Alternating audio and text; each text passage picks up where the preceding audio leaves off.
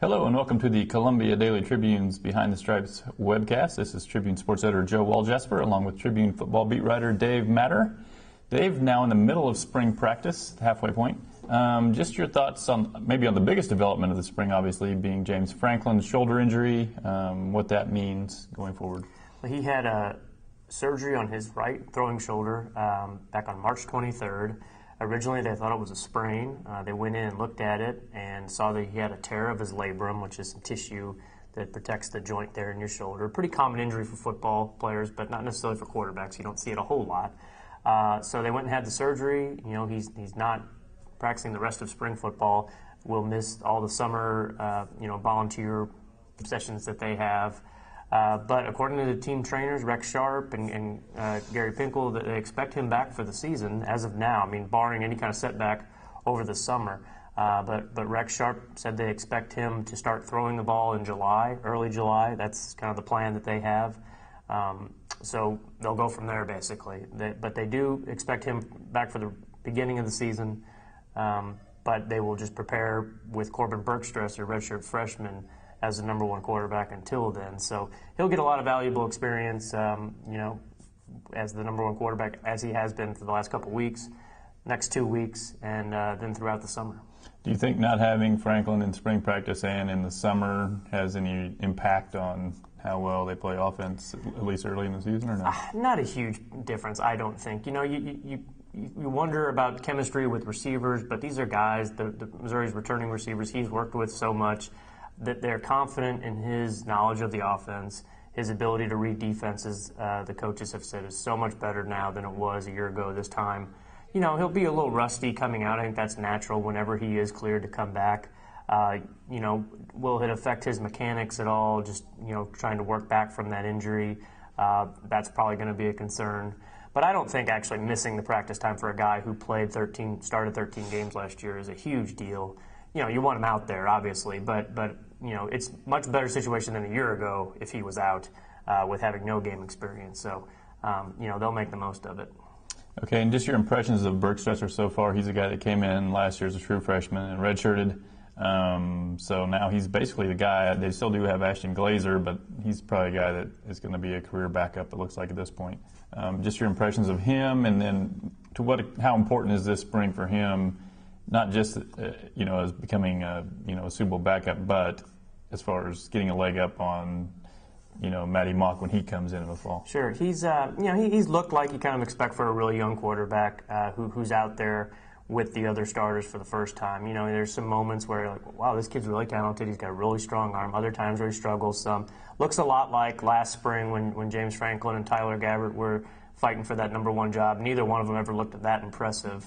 But you had to kind of look for the little things to see how they managed the offense, how they, set up scoring drives and things like that. In that regard, he's done okay in the scrimmages. He had a really impressive 2-minute drill against the number one defense a couple weeks ago. The staff was pleased with how he managed the offense. He hasn't turned the ball over a whole lot. Doesn't take sacks, on his bad decision making. I mean, he gets sacked sometimes, but he's behind kind of a patchwork offensive line at times.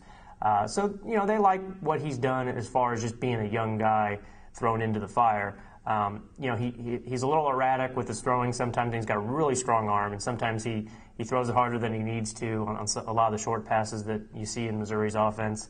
Puts a lot of velocity on the ball, and sometimes to a fault. So that's something he's working on with his touch. Things that James Franklin got pretty good at last year, he's still kind of struggling with. But for the most part, you watch him play, it seems like his decision making is pretty good. The ball just kind of takes off sometimes on the short, easy screen passes or short little passes to the outside that they're way too high. So that's something that he's got to work on between now and fall camp, and that's really what the summer is about when you're working with the receivers in the summer drills. Yeah, I think it's pretty important that the coaches come out of spring feeling pretty good about him. If he's going to keep a good lock on the number 2 spot, because who knows how good Matty Mock is, but he comes in with some pretty good credentials, And if they're feeling like Bergstresser isn't the guy, then at least subconsciously, I think they're going to start figuring out ways to get Mock more involved in the process in the preseason. Sure. And one thing that kind of struck me at practice earlier this week is something went wrong on a play, and David Yost, Missouri's offense coordinator, really got on Bergstresser. So it showed me that they're setting a pretty high standard for him. They're not coddling him out there and just keeping the seat warm for Franklin. They're treating him like he's a starter out there and holding him to a high standard. So I think that's a pretty good sign that they like his potential. They're just trying to fit him into that role and get him the experience that he could need if Franklin's not ready. He was really one of their higher profile recruits last. They didn't have a great recruiting class, but he was, one of the bigger names. Yeah, and he played in an offense his senior year at Lee Summit High School that was very similar to Missouri's. So he's used to being in those spread formations. He's not the runner that Franklin is, but he can take a defender out. He actually did in practice the other day. He's a really big dude. Yeah, and he took on Andrew Wilson, their most physical defender, probably a little harder than the coaches would have liked to see. But he's a physical guy, so he can help out in the running game a little bit. Not a lot, but he won't hurt you in that regard.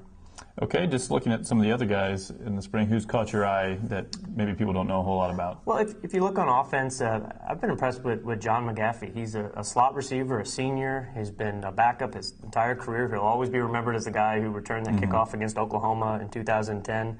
He's T.J. Moe's backup, which means he's not going to play a whole lot in that role. But he's caught everything thrown to him. He's kind of been a safety valve for some of those young quarterbacks because he catches everything thrown to him pretty much, and he's good after the catch. So I think he'll work his way into the rotation somehow. Another one is Jimmy Hunt, a redshirt sophomore.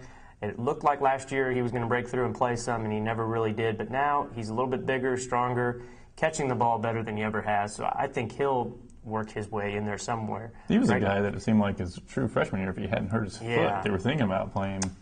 Really versatile guy, and he's LaDamian Washington's backup right now at one of the outside receiver positions. Washington can't stay healthy, so I think if anything they'll split time out there, and maybe you'll see him start some.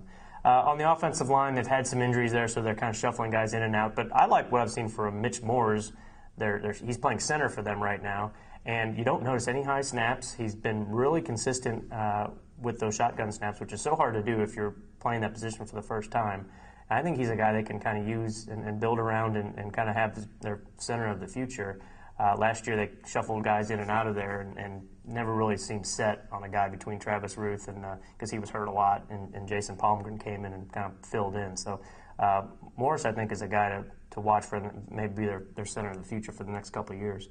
On defense, Shane Ray has been impossible to miss. I mean, he is a pass rush specialist off the edge, not very big, maybe 240 pounds. Kind of reminds you physically of Brian Smith, who played years ago, who never got up to 240, but was a really dangerous guy on third down in passing situations.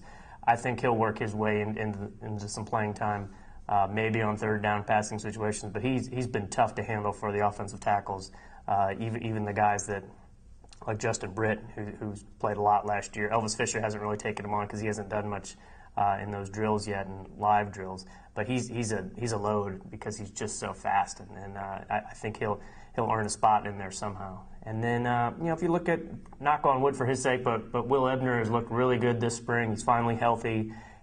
He's flying around the field. He seems lighter. He's quicker. For the first time in a while, he's not coming off of a surgery in the offseason. He was banged up last year with that ankle, but that healed over time. He's looked really good for them. And I think the linebacker core as a whole is pretty good when you've got him and Andrew Wilson and Xavier Gooden. You've got three really experienced guys back there who played a lot. And if you can keep them all on the field at the same time, or some combination of them, depending on what kind of package you're running, that's a pretty good spot to have at linebacker in the SEC. Yeah, Will Ebner, if he could stay healthy, would probably kind of look forward to the SEC because he's a guy that can really lay the wood, and I think he would prefer probably more of a facing more running attacks. Absolutely, and they're playing their nickel package a lot, where they take one of those linebackers out, they bring in Tavon Bolden, the safety, who was off the team last year for some academic reasons. He's back now. He's filling in as that kind of hybrid position, and they're keeping Ebner on the field and sometimes taking Wilson out. So that's as good as Wilson was last year. He's the MVP of their bowl game. For Ebner to be ahead of him in that package, I think says a lot for how much they think of him. Okay, then lastly, the spring game is April 14th. Just is there a handful of things you're looking that the fans might want to watch out for in that game? Yeah, I think during the actual game, not the halftime new uniform display, which everyone will, I'm sure, look forward to. Not just football, but they're going to be debuting all the sports at halftime of the game. But during the actual game, I think the passing game's an obvious thing to watch, to see how Bergstresser, what kind of progress he's made, how he's working with the receivers, what kind of protection he's getting for one, because he hasn't had a lot of time back there, when he's going against the #1 defense. And it's hard to look good as a quarterback in the spring, too. And Dave Steckel, defensive coordinator, doesn't take it easy on those quarterbacks either. He sends blitzers. He throws up some different kind of looks for them. So, and the coaches like that. They like seeing their guys challenged like that. So sometimes you see some kind of ugly statistics at the end of the day. But I'll be interested to see just how he handles the spotlight of playing in that game and working with the receivers. And then also I just look at some of these young guys that they're moving in. I mean, they don't have a lot of spots on this team for redshirt freshmen and really young players to come in, because they do return a lot of experience at certain positions, especially on defense. But they'll mix some guys in. Bolden is one who's not really a young guy, but he wasn't on the team last year. What does he add to the secondary when you've got guys like E.J. Gaines and Kip Edwards back? I think they've solidified themselves enough. They probably won't play a whole lot in the spring game, but you got some young corners behind them, some young linebackers, and then those young guys on the defensive line like Shane Ray. Matt Hoke is a guy who right now would be a starter for them, converted defensive end, converted tight end, has really looked good at defensive tackle, so he's another guy to watch. Okay, well, that'll wrap up this edition. And we would like to thank Parker Eshelman, who is leaving us, our photo editor, who's been the man behind the camera for all our webcasts for the last 2 years. So thank you, Parker, for all your work, and we'll see you again next time.